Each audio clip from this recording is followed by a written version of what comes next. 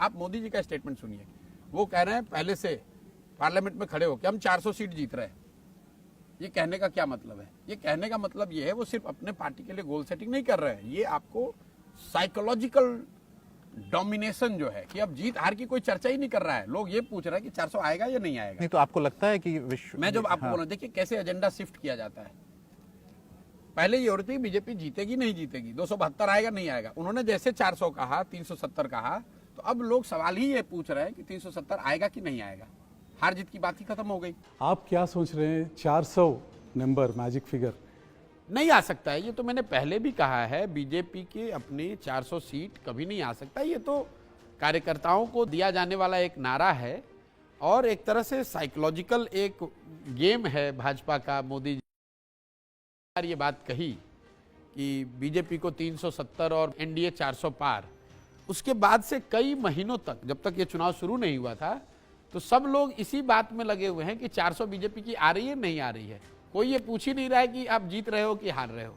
एक तरीके से मोदी जी ने 2 महीने तक पूरा नैरेटिव ऐसा बना दिया कि चुनाव मतलब कोई इसमें चुनौती है ही नहीं, सिर्फ इतना तय होना है कि बीजेपी को 400 आ रहा है कि What do you think? Will Mr. Modi be the Prime Minister again? उसमें मुझे कोई डाउट दिखता नहीं है।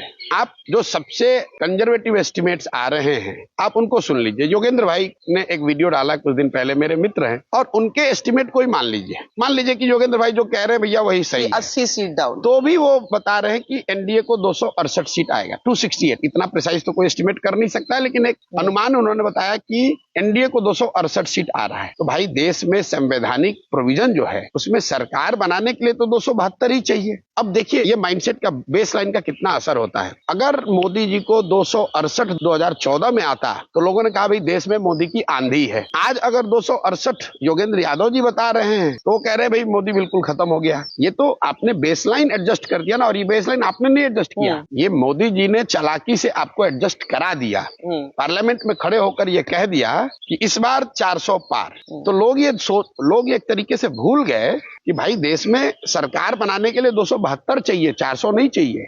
और 272 आने के बाद कोई ये नहीं कहेगा कि अच्छा मैंने कहा था मुझे 400 नहीं आया, मैं अब प्रधानमंत्री नहीं बनूंगा। तो ये तो एक तरीके से बीजेपी ने नैरेटिव सेट कर दिया और सारे लोग यही सवाल कर रहे हैं, यही आकलन कर रहे हैं, इसी पर टीका टिप्पणी कर रहे हैं कि बीजेपी के 400 आएंगे कि नहीं आएंगे। एंड आई लाफ एंड से कि भाई आप कह रहे हो कि आप बीजेपी के विरोध में हो, आप तो बीजेपी का ही प्रोपेगेंडा बढ़ा रहे हो। आपको तो ये पूछना चाहिए कि बीजेपी की सरकार आएगी कि नहीं।